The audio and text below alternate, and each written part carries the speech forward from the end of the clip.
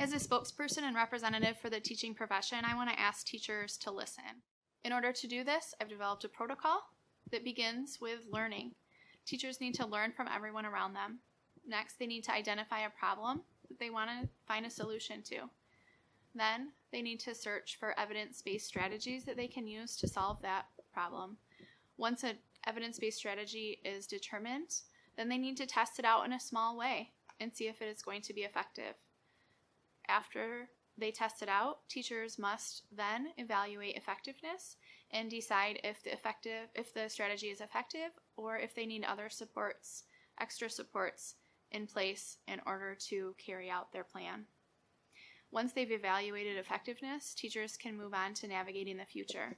This might mean going back and searching for more strategies if it didn't pan out the way they wanted, or it could be that they can try it out in a bigger way because now they've found a solution to a problem they've identified. Through this growth mindset, teachers can listen to those around them and find solutions to everyday problems they encounter. I've used this in my classroom countless times. One time was this year when I was given a group of at-risk freshmen who weren't learning. I needed to access this protocol, and I did it in a small way at first, and I ended up having great reward.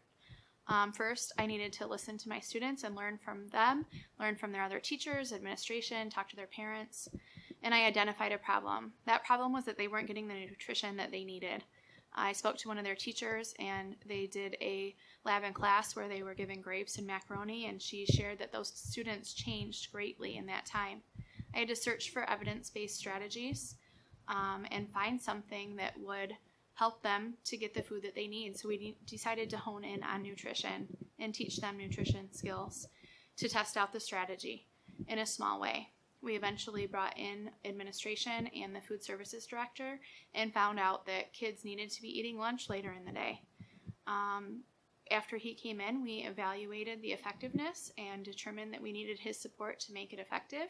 And he changed our lunch program from before school until after school, in between first and second blocks, so that our school went from 50 students eating to a couple of hundred students being able to eat breakfast every single day.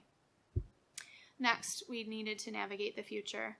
We might have needed to go back and search for more strategies, but since this worked, we were able to navigate the future by helping our students learn by getting the nutrition that they need in class. As a spokesperson for the teachers in the state of Michigan, I would want to share this process with them and help them work through how to use the protocol of listening to others.